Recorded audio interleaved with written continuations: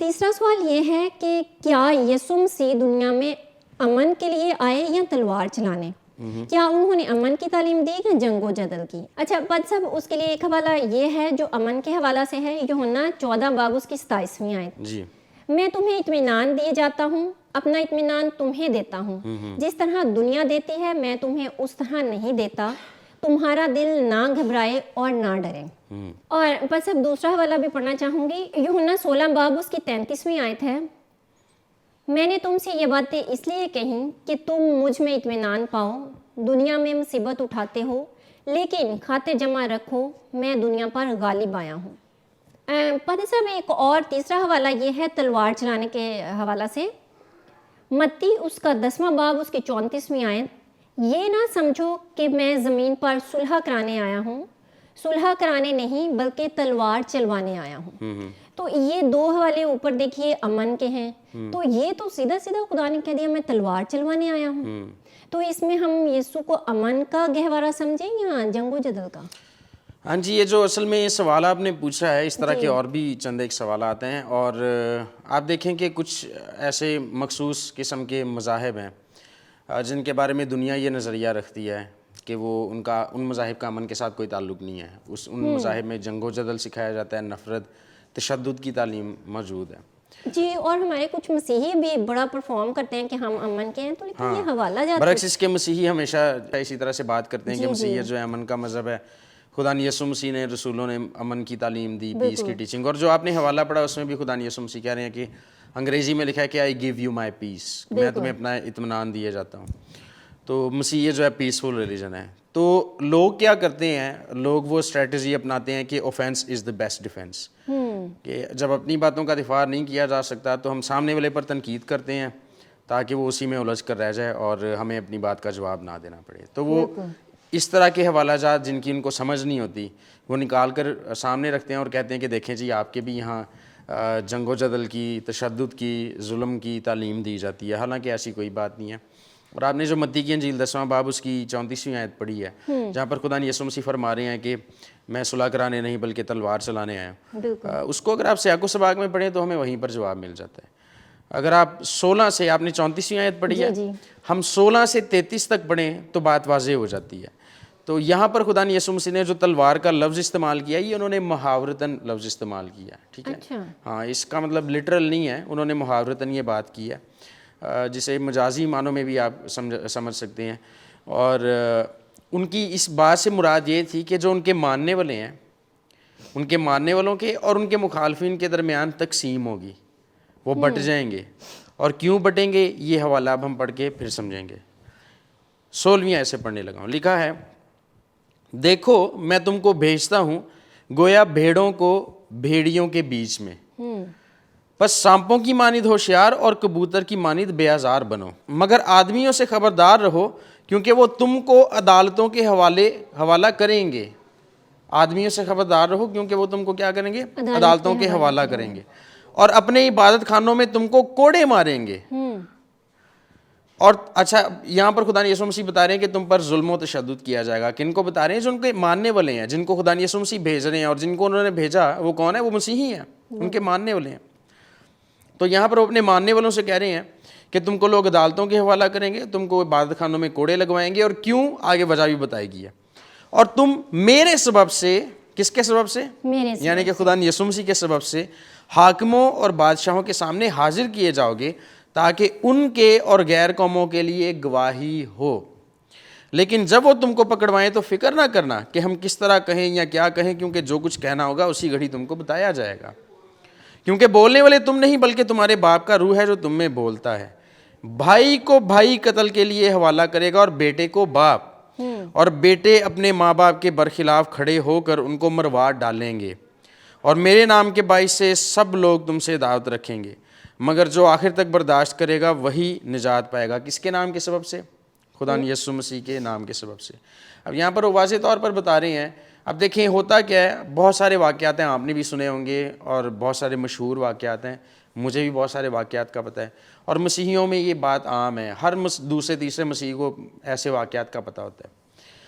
کچھ لوگ جب غیر قوم سے مسیحیت میں آتے ہیں، ان کے والدین ان کے باپ ان کے بھائی ان کو قتل کی دھمکیاں بھی دیتے ہیں, ان کے اوپر کیسز بھی کرواتے ہیں, اور ایسے بھی واقعات ہوئے کہ ان کو مار بھی دیا گیا کچھ لوگوں کو. اچھا, اب چند دن پہلے جو ہے میں یوٹیوب پر ایک ویڈیو دیکھ رہا تھا, ایک مسیحی بھائی ہیں ان کی, فلسطین سے ان کا تعلق تھا, اور وہ بتاتے ہیں, اپنی گواہی سنا رہے ہیں یوٹیوب ویڈیو میں کہ وہ مسیحی کیسے ہوئے, اور وہ بتاتے ہیں کہ جب وہ کسی غیر قوم میں, غیر مذہب میں وہ ان کی پیدائش ہوئی, اسی فیملی میں اپ برنگنگ ہوئی, بڑے ہوئے وہ, اور وہ بتاتے ہیں کہ ایک زندگی میں ایک خاص مقام آیا جب خدا یسوع مسیح کو انہوں نے قبول کر لیا, اور بتاتے ہیں کہ جب خدا یسوع مسیح کو انہوں نے قبول کیا تو ان کے بھائی نے باقی کزنس کے ساتھ مل کے ان کو مارنے کا پلان بنایا, اور اسی طرح سے باقی رشتہ داروں نے بھی.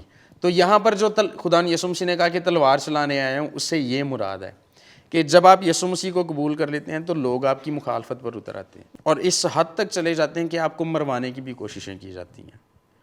تو تلوار چلانے سے یہ مراد ہے کہ لوگ بٹ جائیں گے یسوع مسیح کی وجہ سے. جو یسوع مسیح کو قبول کرے گا لوگ اس کی مخالفت کریں گے, اور آپ کو اس کے اسبات, اس کے جو ثبوت ہیں بائبل مقدس میں بے شمار مل سکتے ہیں. دیکھیں, خدا یسوع مسیح کو قبول کرنے سے پہلے ان کے شاگرد جو تھے وہ سب یہودی تھے. اب جب انہوں نے خدا یسوع مسیح مصلوب ہو گئے, تیسرے دن مردوں میں سے جی اٹھے, آسمان پر چلے گئے, تو اس کے بعد کیا ہوا؟ لوگ جو تھے یہودی ہی یسوع مسیح کے شاگردوں کو مارتے بھی تھے, ان کو عدالتوں کے حوالہ بھی کرتے تھے, اور ان کو کہتے تھے کہ یسوع کا نام نہیں لینا, ان کو پکڑواتے بھی تھے. اور آپ کو پتہ ہی ہے کہ سوائے ایک شاگرد کے سب نے جام شہادت نوش کیا, سب کو جو ہے وہ شہادت نصیب ہوئی, اپنی طبعی موت نہیں. ہاں, تو اس کا ثبوت بائبل میں بھی مل جاتا ہے, اور آج بھی دنیا میں ایسے ہوتا ہے کہ خدا یسوع مسیح کو جب لوگ قبول کرتے ہیں تو ان کی مخالفت ہوتی ہے, خصوصی طور پہ جو غیر قوم سے آتے ہیں, لوگ ان کی مخالفت کرتے ہیں, ان کو اذیت دیتے ہیں. آگے اس کو خیر حوالہ کو ہم پڑھیں گے. لیکن جب تم کو ایک شہر میں ستائیں تو دوسرے کو بھاگ جاؤ, کیونکہ میں تم سے سچ کہتا ہوں کہ تم اسرائیل کے سب شہروں میں نہ پھر چکو گے کہ ابن آدم آ جائے گا. شاگرد اپنے استاد سے بڑا نہیں ہوتا, اور نہ نوکر اپنے مالک سے.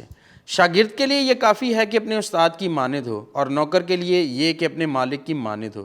جب انہوں نے گھر کے مالک کو بال زبول کہا تو اس کے گھرانے کے لوگوں کو کیوں نہ کہیں گے, بس ان سے نہ ڈرو, کیونکہ کوئی چیز ڈھکی نہیں جو کھولی نہ جائے گی, اور نہ کوئی چیز چھپی ہے جو جانی نہ جائے گی.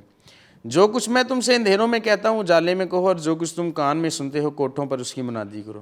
جو بدن کو قتل کرتے ہیں اور روح کو قتل نہیں کر سکتے, ان سے نہ ڈرو, اسی سے ڈرو جو روح اور بدن دونوں کو جہنم میں ہلاک کر سکتا ہے. اب یہ دیکھیں, اگر خدا یسوع مسیح کی اس بات سے مراد کہ میں تلوار چلانے آیا ہوں, یہ مراد ہوتی ہے ان کی کہ آپ جنگ و جدل کریں. میرا مقصد ہے کہ میں جنگ و جدل کو, ظلم اور تشدد کو عام کروں اس دنیا میں. میرے ماننے والے جو ہیں وہ وائلنٹ ہوں, وہ جنگ و جدل کریں. تو یہاں پر خدا یسوع مسیح یہ نہ ان کے قتل ہونے کی بات نہ کرتے, یہ نہ کہتے کہ ان سے نہ ڈرو جو جسم کو قتل کرتے ہیں. اچھا, بلکہ برعکس اس کے جو تنقید کرنے والے ہیں, اگر تو یہ حوالہ واقعی ان کی سوچ کے مطابق ہوتا تو پھر یہاں پر اس طرح سے ہونا چاہیے تھا کہ ان سے نہ ڈرو جو جسم کو قتل کرتے ہیں, بلکہ ان کو قتل کرو. بالکل, جی جی, یہاں پر پھر یہ ہونا چاہیے تھا. لیکن یہاں پر انہوں نے یہ نہیں کہا, اور نہ ہی یہاں پر یہ اس طرح سے لکھا ہے. انہوں نے کہا کہ ان سے نہ ڈرو جو جسم کو قتل کرتے ہیں, بلکہ اس سے جو جسم اور روح دونوں کو ہلاکت میں ڈال سکتا ہے. اور وہ کون ہے؟ وہ خدا ہے. تو یسوع مسیح کہتے ہیں کہ ہمیں خدا سے ڈرنا چاہیے. تو ان سے نہ ڈرنے سے کیا مراد ہے؟ اس کا مطلب یہ نہیں کہ ان کے ساتھ لڑو آگے سے. اس کا مطلب یہ ہے کہ اگر یسوع مسیح کی خاطر جام شہادت نوش بھی کرنا پڑتا ہے تو پھر بھی ڈرو نہ, آپ جام شہادت نوش کر لو, کیونکہ اس سے پیچھے جو ہم پڑھ کے ہیں وہاں پر یہ لکھا ہے کہ جو آخر تک برداشت کرے گا وہی زندگی کا تاج پائے. بالکل, سچائی پہ قائم رہیں, حالات کیسے بھی آئیں, کیسے بھی ہوں حالات. اچھا, آگے ہم اسے پڑھتے ہیں. کیا پیسے کی 2 چڑیاں نہیں بکتی, اور ان میں سے ایک بھی تمہارے باپ کی مرضی کے بغیر زمین پر نہیں گر سکتی, بلکہ تمہارے سر کے بال بھی سب گنے ہوئے ہیں. بس ڈرو نہیں, تمہاری قدر تو بہت سی چڑیوں سے زیادہ ہے. بس جو کوئی آدمیوں کے سامنے میرا اقرار کرے گا, میں بھی اپنے باپ کے سامنے جو آسمان پر ہے اس کا اقرار کروں گا. مگر جو کوئی آدمیوں کے سامنے میرا انکار کرے گا, میں بھی اپنے باپ کے سامنے جو آسمان پر ہے اس کا انکار کروں گا. یہاں پر بات واضح ہو جاتی ہے. یہاں پر خدا یسوع مسیح یہ کہہ رہے ہیں کہ آپ نے جب مجھے قبول کر لیا ہے تو لوگ آپ کو عدالتوں کے حوالہ کریں گے, آپ پر ظلم و تشدد کریں گے. ممکن ہے کہ آپ کی فیملی کے لوگ ہی آپ کی مخالفت کریں. لیکن جو کوئی, پہلے نمبر پر تو آپ نے ان سے ڈرنا نہیں ہے. بالکل, ٹھیک ہے, اس سے کیونکہ یہ جسم کو تو قتل کر سکتے ہیں لیکن آپ کی روح کے ساتھ کچھ بھی نہیں کر سکتے. روح کو ہلاکت میں ڈالنے کا یا ابدی زندگی بخشنے کا اختیار جو ہے صرف خدا کے پاس ہے. اور آپ نے پھر بھی میرا اقرار کرتے رہنا لوگوں کے سامنے, کیونکہ جو میرا اقرار کرتے کرتے ظلم و تشدد سہے گا اور قتل ہو جاتا ہے وہ ہمیشہ کی زندگی کا تاج پا لیتا ہے. اور چونکہ وہ میرا اقرار لوگوں کے سامنے کرتا ہے, اس سے میں بھی باپ کے سامنے اس کا اقرار کروں گا. تو یہاں پر خدا یسوع مسیح نے جو تلوار والی بات کیا کہ میں تلوار چلانا ہے, اس سے مراد یہ ہے کہ خدا یسوع مسیح فرما رہے ہیں کہ لوگ بٹ جائیں گے میرے سبب سے, لوگوں میں تقسیم ہو جائے گی. اس لیے کیونکہ ظاہر ہے جب لوگ خدا یسوع مسیح کو قبول کریں گے تو جو لوگ یسوع مسیح کی تعلیمات کو نہیں مانتے وہ اس کی مخالفت کریں گے. اور آج جیسا کہ میں پہلے بھی کہہ چکا ہوں, آپ ہر جگہ اسے آپ دیکھ سکتے ہیں. تو یہ بات ہے. بہت شکریہ پادری صاحب, آپ نے ایک دفعہ پھر